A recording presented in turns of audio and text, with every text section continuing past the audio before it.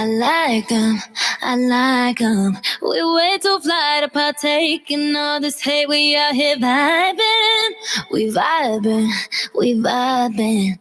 Alexa, play Ariana Grande. Okay.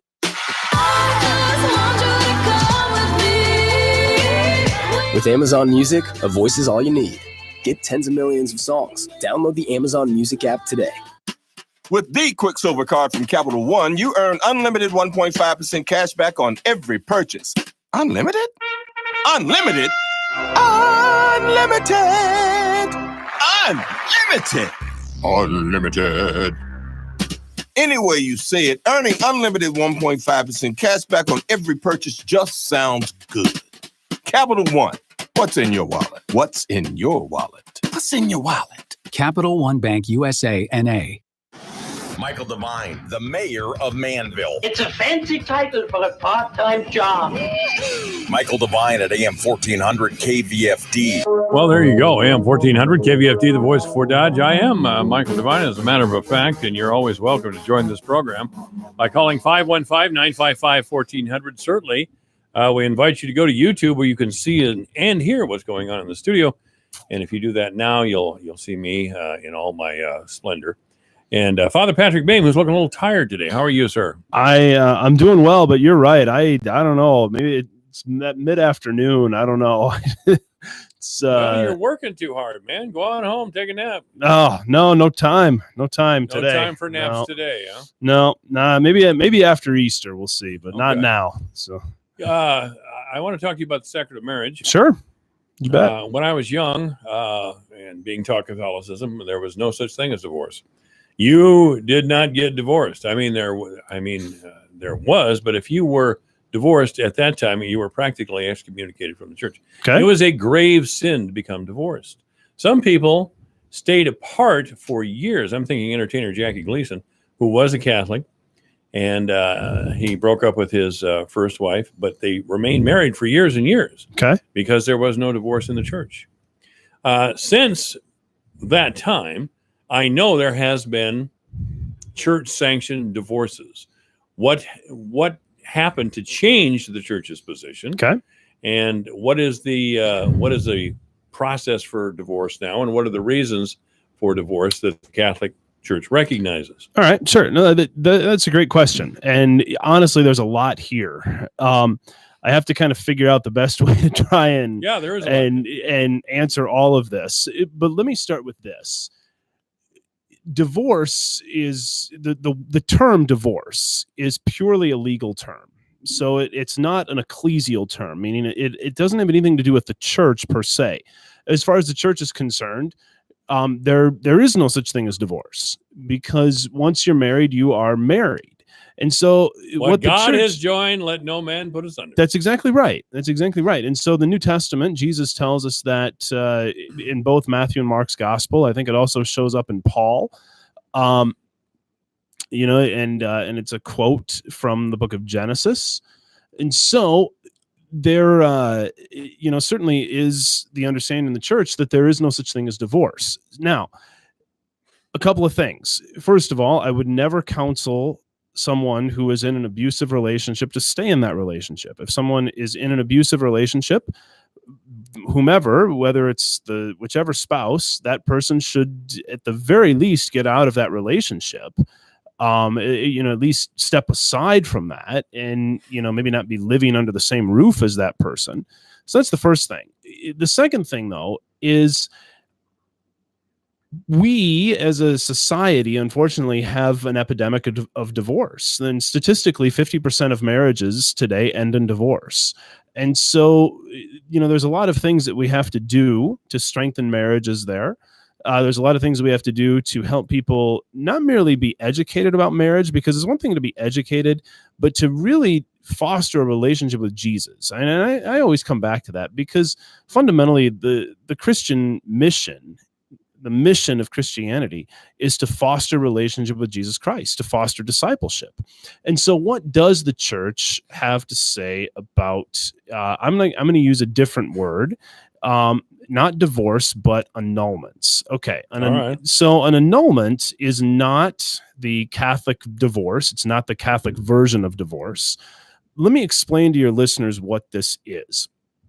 In the eyes of the Catholic Church, the understanding of the Catholic Church, and I don't know if this is across the board accurate for all of Christianity, but I can certainly speak on behalf of the Catholic Church on this. We have the understanding that, just as you said, because it comes right out of the Bible, what God has joined, man cannot divide. And so when two people are united in a sacramental marriage, we cannot break that apart. But as we all know, marriages fail. And as I said, 50% tragically end in divorce. And so of those 50%, obviously some of them are Catholic, and generally speaking, Catholics divorce at the same rate as anybody else in society. And so what do we do? How do we help those people? Now, it's important to understand that an annulment is not a loophole. It's not a workaround, and again, like I said a minute ago, it's not the Catholic version of divorce. Rather, what an annulment is merely going in and doing an investigation to look at this particular marriage to say, were the proper elements present here for this to be a valid sacramental marriage in the eyes of God? So I'll draw an analogy and then I'll give you an example. All right. So the first analogy that I will use is the sacrament of baptism. Now, I am obligated to celebrate the sacrament of baptism as the church asks me to. So that means using water, and it means using the right words. I baptize you in the name of the Father and of the Son and of the Holy Spirit. So I cannot use Mountain Dew, even if I like Mountain Dew. I can't use beer, okay? I can't use milk. I can't use apple juice. I have to use water. Why? Because water is symbolic of being cleansed.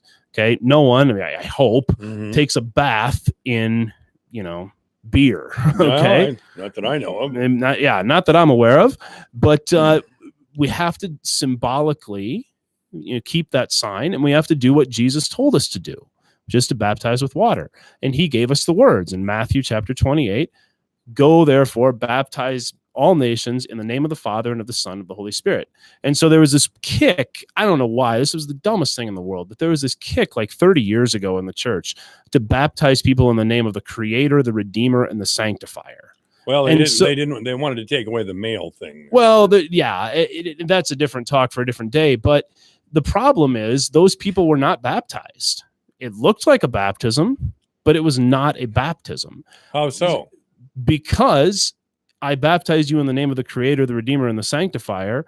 Those are not the words that the church has approved for use, because those are not the words that Jesus gave us. And so it is, in fact, a technical word, but it's invalid.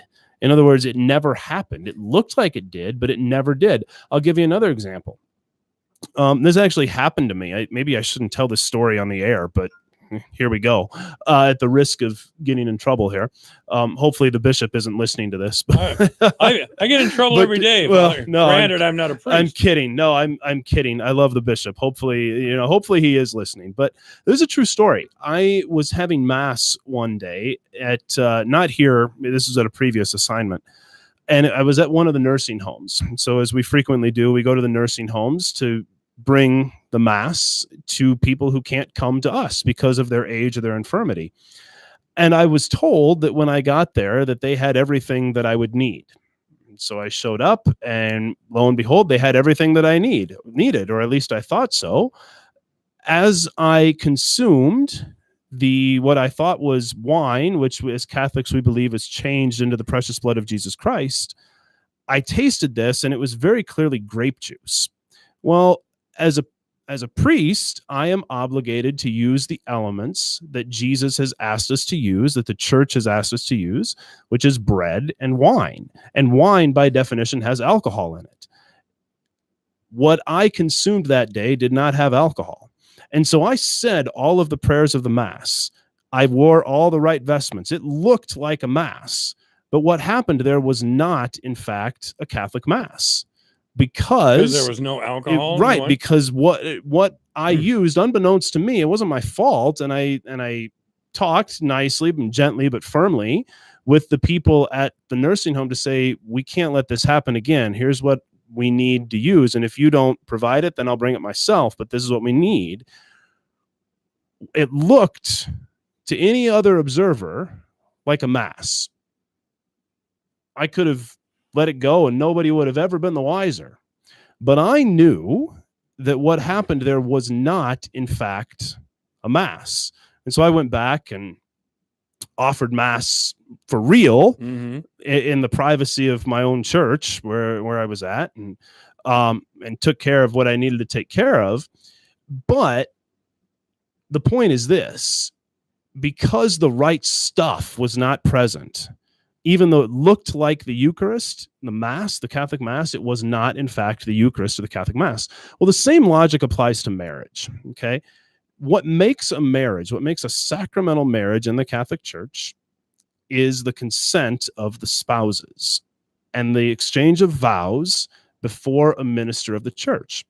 And so if someone, a Catholic, this doesn't apply to non-Catholics, but a Catholic, if that person is married outside of the church, so let's say, the person goes before a justice of the peace, that marriage is not valid because it wasn't a proper exchange of vows. But here, I just want to interject. Sure, of course. So they're married by a justice of the peace, and they go home and start living together. Are they living in some sort of sin? Yes. Okay. Yeah. I mean, I hate to be so blunt, but I'm just going to be honest. I mean, you know me. I've been doing this for a couple of years now. No, that's fine. I'm not going to mince any words. That's the right answer. Right. And that can be worked through. I mean, there's no reason we can't work through that. I do it all the time. It's very simple to fix that, so to speak. But the proper words, namely the vows exchanged before a minister of the church, were not spoken. And so that, looks like a marriage to all the world. But in the eyes of God, in the eyes of the church, it is not a marriage. And let's just say, I hope this doesn't happen, but let's say that couple breaks apart. They have some problems. They break up. 5 years down the road, one of the two spouses wants to get remarried in the church. And they come back. They explain, well, this is what happened when I was 20 years old. I got married in front of a justice of the peace. But now I want to get married in the church. What do I do? Well, we go through and we do what's called an annulment. And we say, look, the proper elements for this to be a sacramental marriage were not present from the very beginning. And so just like my baptism, or my hypothetical baptism in the name of the Creator, the Redeemer, and the Sanctifier looks to all the world like a baptism, it's not, in fact, a baptism. Same thing. If the proper words in front of the proper minister are not said in a marriage, it looks to all the world like a marriage, but it is not a marriage. Again, this only applies to Catholics. I'm not talking about my Protestant brothers and sisters, Jewish brothers and sisters. Obviously, they are not bound to get married in the Catholic Church. Certainly not. I'd never do anything but celebrate weddings if that were the case. Okay. There's another instance here because obviously people do get married in front of a Catholic priest or a deacon. I do weddings all the time. And obviously not all of them last. Some of them tragically break apart.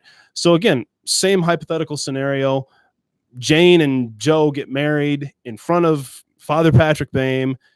3 years later, they split up, get a divorce, and 5 years after that, Joe wants to get remarried in the church. Well, what do? Well, we have to go in and investigate. Did Jane and Joe have what we call consent? Were they able to give full consent of their will to enter into marriage? And so there's various things that we look at. For instance, was there an abusive relationship? Because if there is abuse after the fact, it's indicative that there was some type of abuse, at the very least under the surface, before the fact. Was there some type of substance abuse, alcohol or drugs? Well, certainly. But what you're doing here is allowing reasons for divorce. If someone, say, is an alcoholic or a drug addict, sure, does that mean the bonds of marriage should be broken by God? No. What I'm suggesting I'm glad you said that, because maybe I'm not being clear. I'm not suggesting things that are grounds for divorce. What I am suggesting is that each of these elements, if they are present before the marriage, so I gave two examples: abuse, substance abuse. Right. It could be anything. I mean, there could be other things. Infidelity, things like that, there's a pattern present before the marriage happens, and we can demonstrate that. And psychologists will tell you that usually if the pattern emerges after the fact, the nascent, shall we say, the nascent tendency was there in the person before the fact. What this does, in effect, is it renders the spouses incapable of giving consent. And so to all the world, it looks like a marriage. I said the right words. They swore vows in front of each other.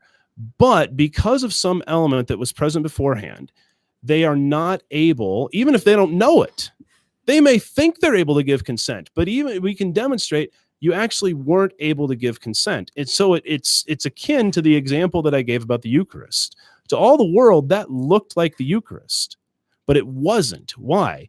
Because it wasn't wine. So to all the world, Jane and Joe look like they're married, but Joe or Jane or whomever, one of the two was abusive to the other one, verbally, physically, psychologically, sexually, any number of different ways. But those are reasons that anybody gets a divorce. Of course they are. For any, right. I mean, and so I guess I think we're talking about two different things now. We might be, because I've seen people 25, 30 years married. Absolutely. And they're Catholics, married in the church, happily married maybe for a number of years, get divorced down the road. Sure. I don't know if those underlying factors are there, as you say. Okay. So, yeah, I'm absolutely certain we're talking about two different things. All right. So what I was giving were reasons of why we would find a marriage null. Okay. Why would we would find in favor of a decree of nullity? What you're talking about is that merely a rubber stamp? Okay. Because the way this works is you apply, witnesses testify like, yeah, this guy did this and this and this and this and this.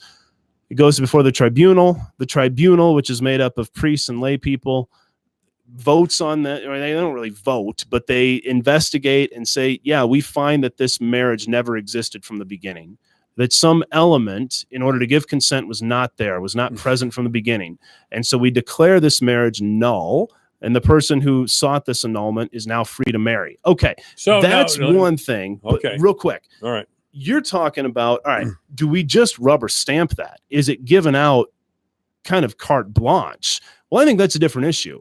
And frankly, I think it's one that we need to explore, right? I am grateful that I do not have to serve on the tribunal, because I would tend to agree with you. I think, we have to, in order to defend marriage, if we want to profess what we believe about marriage, that it's a lifelong, life-giving union between a man and a woman, we have to be able on occasion to say, you know what, I'm sorry, but the elements that made this marriage valid and sacramental in the eyes of God were present from the beginning.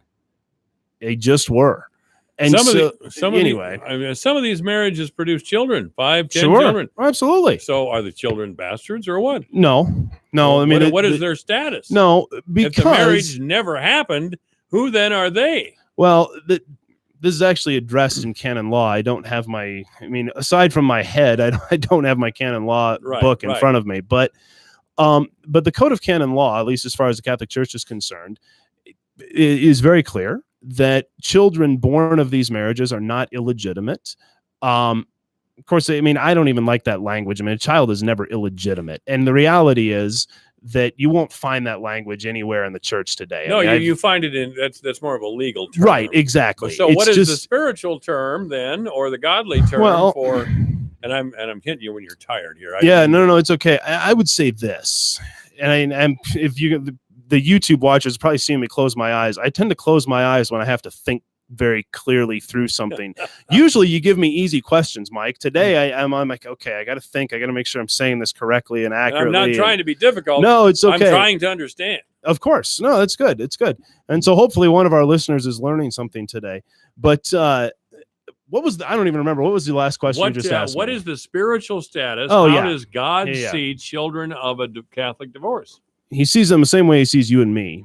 I'm sure. They're his sons and daughters. Yes, of course. And he loves them. But what is the church status? What is the and maybe you don't. They are legitimate. They are legitimate. Yes, they are children legitimate of a marriage that never happened. Absolutely, because we cannot be culpable for something we did not know.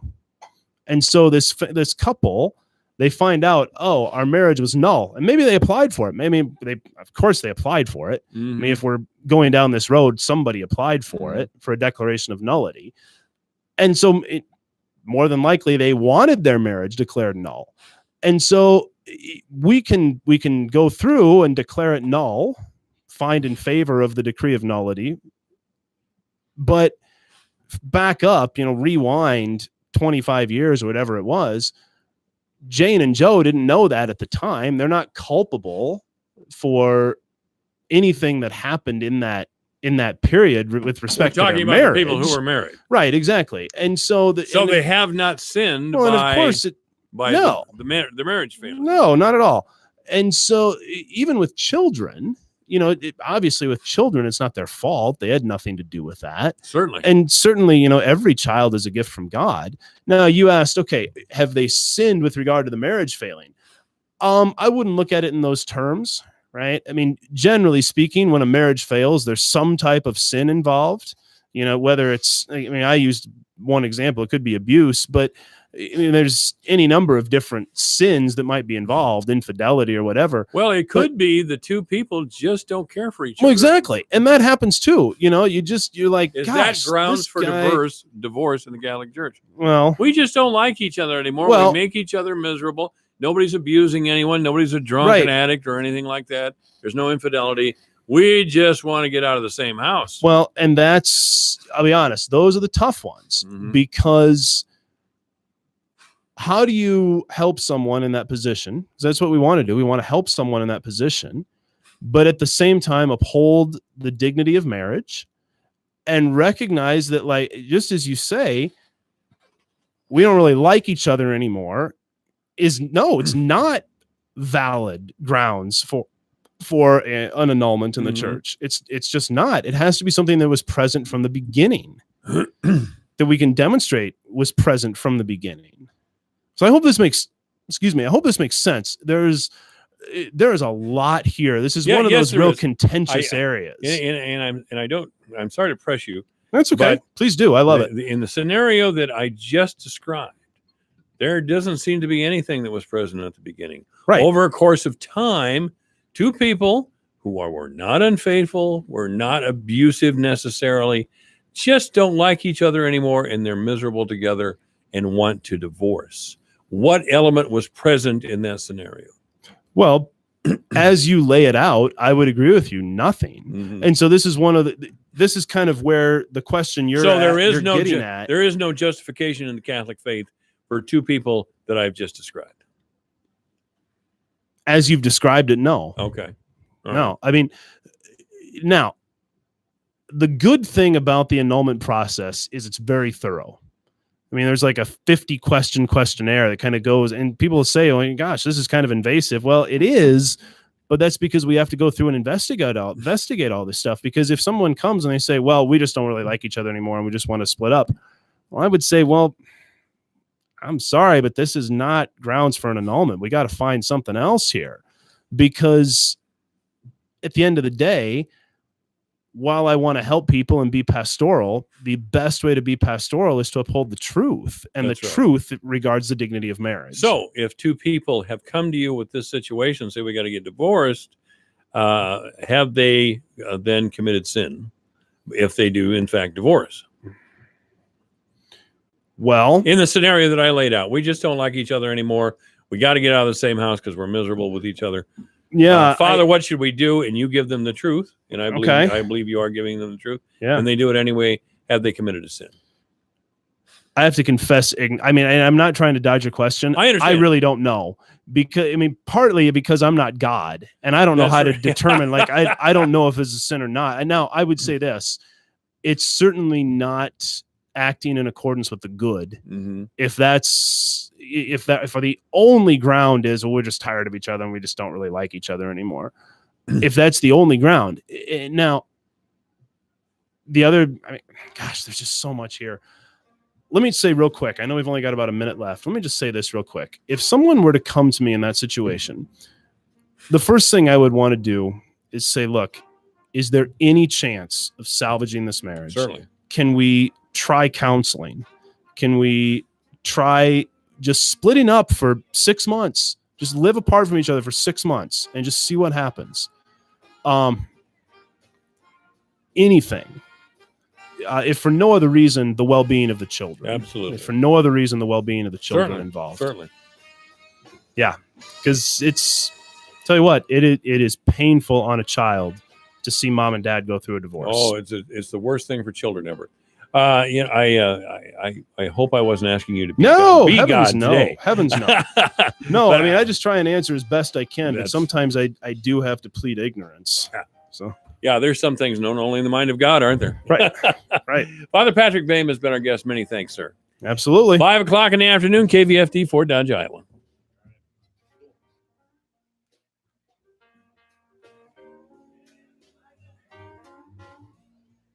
It's everything digital on the Kim Komando Show every Saturday from 11 to 2 on the voice of Fort Dodge, AM 1400 KVFD, Fort Dodge. They have questions. I'm Lisa Lacera, Fox News. The acting head of the FAA facing a Senate panel grilling after 2 deadly Boeing crashes. Fox's Jared Halpern live on Capitol Hill. Acting FAA Chief Daniel Elwell says he was not told by the Transportation Secretary Elaine Chao to ground the Boeing 737 MAX aircraft, but would not tell Connecticut Democrat Richard Blumenthal if President Trump weighed in on the decision. You're not going to tell this committee what the president told you about grounding the aircraft before you made that decision? Senator, I'm just simply saying that I'm not going to get into details about conversations I had with the president. Elwell spent much of the hearing explaining the amended certification process for the 737 MAX, a new generation of older 737 models. That certification is now under review by the Transportation Department's Inspector General. Lisa. Jared, United Airlines, one of 3 U.S. carriers that use the Boeing 737 MAX 8, say they are optimistic the jet's software update addresses safety concerns about the jet, and they're confident its pilots are properly trained to safely fly the aircraft. A man convicted on state murder charges after deadly car attack in Virginia changes his plea in the federal case against him. Fox's Gernal Scott has more live. Lisa, James Alex Fields Jr. pleaded guilty to 29 federal hate crimes counts he faced as a result of the violent Unite the Right rally in 2017. He's now changed pleas in the death of Heather Heyer and bodily injury to several others. Was part of a deal that U.S. Attorney Thomas Cullen said was approved by the Justice Department. Attorney General Barr sent me a letter on Friday authorizing and directing me not to seek the death penalty pursuant to the plea agreement. And Fields also faces life on a state murder conviction for Heyer's death, Lisa. Thanks, Gernal. This is Fox News. The tradition. The suspense. The race. The Kentucky Derby is the pinnacle of horse racing. Rocket Mortgage is giving away 20 VIP trips to witness the Kentucky Derby in person. And one lucky winner will receive $250,000. Use it to purchase your dream home or pay off your mortgage. Enter today at homestretchsweepstakes.com. Oh, down the stretch they come here at the Derby! The fashion, the mint juleps, the parties. This is your opportunity to experience it all firsthand, thanks to the Rocket Mortgage Homestretch Sweepstakes. Enter for your chance to win $250,000 and one of 20 VIP trips to the Kentucky Derby. The Rocket Mortgage Homestretch Sweepstakes. Enter today at homestretchsweepstakes.com. No purchase necessary. 21 years or older. Ends on April 7, 2019. HomestretchSweepstakes.com. Equal housing lender licensed in all 50 states. NMLS number 3030. The Trump administration. Your news, your town, your station. KVFD News when it breaks. Good afternoon. I'm Alex Benzagal with the KVFD Afternoon News. This week it was announced that the Fort Dodge Fire Department has been recognized as having one of the top scores in the country in fire protection. Fort Dodge received a rating of 3 by the Insurance Services Organization. Dennis Feldman is the Fort Dodge Fire Marshal, and he says the fire department is proud of the honor. It's a very big honor. Very few departments around the country who can establish that kind of rating. Feldman says a lot of effort went into the improved rating. We've done a lot of work to build up to that. The right amount of manpower, the right amount of equipment, the right amount of trucks with the right upping capacity, getting this position established so we can get inspections done, to be able to build up to get that higher rating. Mike Johnson, Vice President of Calvert and Johnson Insurance Service, Inc., said on Monday at Fort Dodge City Council that because of the rating, insurance premiums may drop 5 to 10% in Fort Dodge.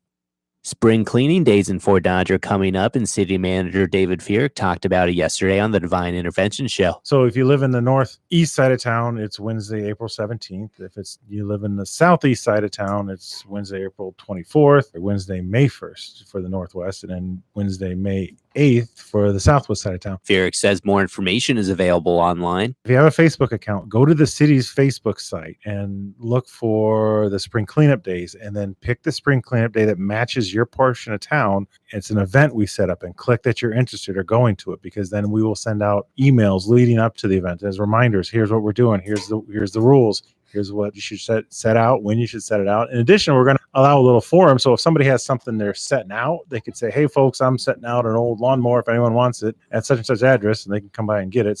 For more information on spring cleaning, check out the Fort Dodge City Facebook page. At the Fort Dodge Community School District Board of Education meeting on Tuesday, the board approved a piping replacement project at Fort Dodge Senior High School. FDCSD Buildings and Grounds Director Travis Falloon explained the project. Within the tunnels at the high school, all the hot and cold water that runs to sinks and faucets and restrooms is supplied through a series of piping that run throughout that tunnel. That tunnel has the original piping in it in almost all 1958 era pipes that have been problematic over the years, and we finally have been doing phasing in sections of that for replacement. Stein Heating and Cooling of Webster City has been hired on the project for $71,350. Construction on the project is expected to start on June 10th and be completed on August 2nd. I'm Alex Benzagal with the KVFD Afternoon News. Have a great day. Here's the AM 1400 KVFD weatherology forecast. Lows dip down to about 40 tonight under partly cloudy skies. Southwesterly winds 8 to 15 miles an hour. Tomorrow, high of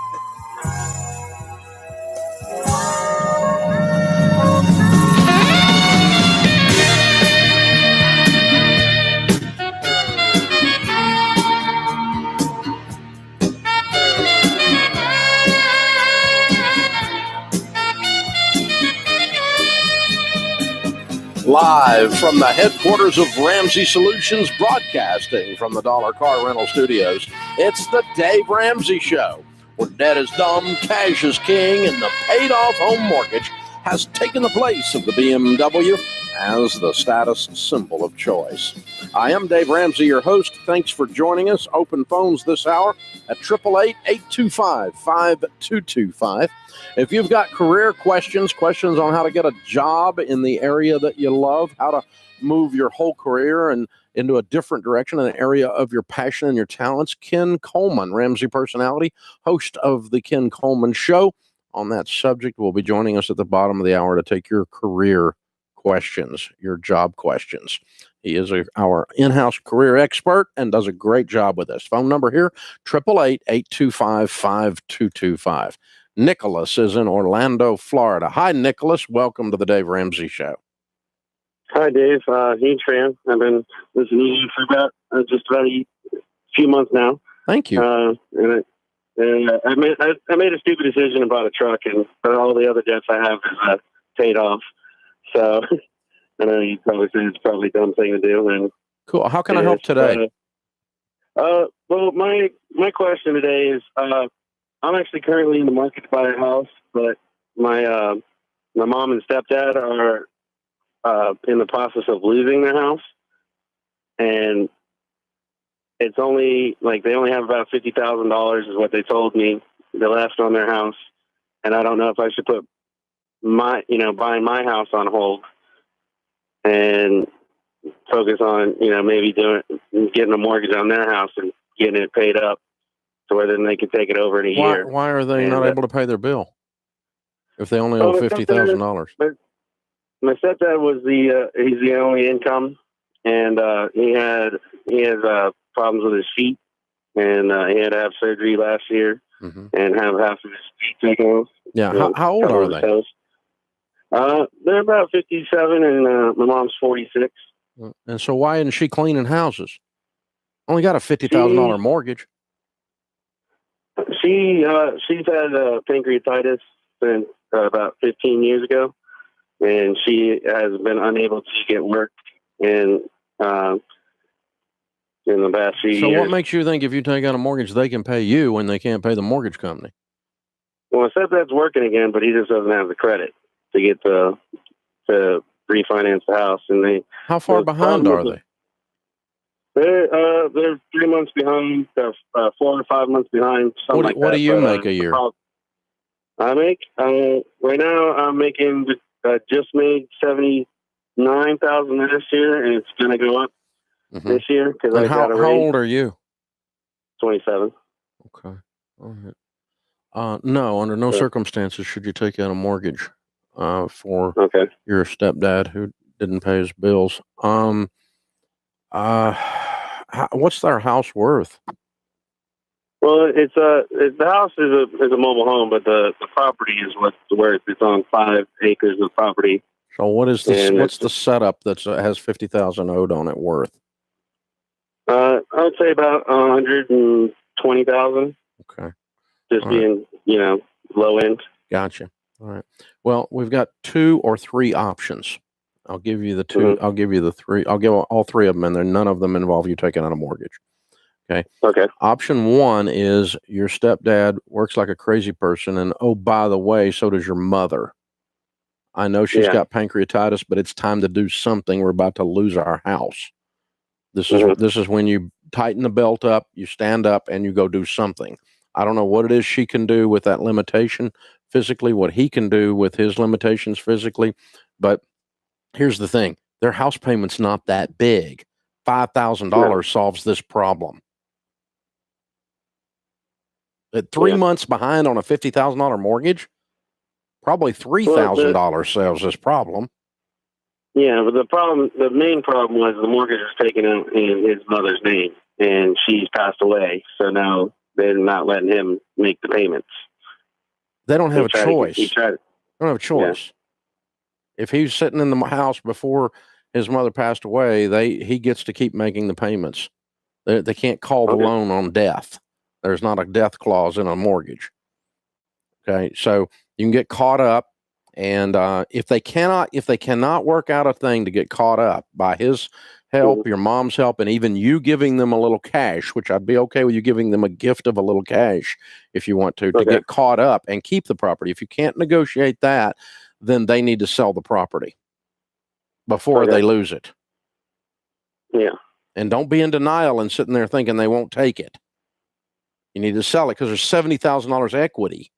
And then go somewhere else and get something else and get started again. Don't lose all that equity by just sitting there not doing it. But no, you don't need to be a 27-year-old, go take out a mortgage for your mother and your stepfather. Absolutely not.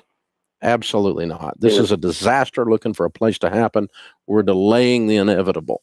Now, here's what I want you to do. Hold on. Kelly is going to pick up. I'm going to connect you with one of our financial coaches in that area who know how to negotiate forbearance agreements, which is a way to catch up on a back mortgage, and they'll get involved and help you save this, okay? And I'll pay for it. It's not going to cost you a thing. Okay. All right? But don't take out a mortgage in your name. Do you understand me? Yes, sir. Okay. You're going to sell it if you have to. That's your worst case scenario. Best case is work out some kind of a payment plan forbearance where all 3 of you working together, all 3 of you working to create income together, take all of that income and catch these payments up. Because it's only a $3,000 or $4,000 problem, maybe a $5,000 problem. And this can be solved. It definitely can be solved. Hold on. Kelly will pick up and we'll get you hooked up with a coach in your area that's been through our training. Open phones at 888-825-5225. Gerard is with us in Springfield, Illinois. Hey, Gerard, how are you? Hello, how are you, Dave? Better than I deserve. How can I help? Hey, Dave. So my grandfather just recently passed away. I'm sorry. It's okay. He was 76, so I'm happy he was around for so long. Essentially, I'm going to get an inheritance of around $2 million. And I've never had more than $3,000 in a bank account. So as you can see where I'm going with this question, I have no idea what to do with the money that I'm going to receive or where to go. Or, how old are you? I'm 19. Wow. And are you the sole heir? Well, how it is we own a big family farm, and me and my father don't know anything to do with farming or what to do. So what he did was in his will or in his trust, he had it where whenever he does pass, it gets auctioned, and then me and my dad split it. within the two. And your So my portion taxes- should be should be $2 million. Around there before taxes, yes. Gotcha. Well, there shouldn't be any taxes much. Okay. All right. I'll walk you through that and what to do. And when we come back from this break, can you hang with me a minute? Of course. All right. This is the Dave Ramsey Show.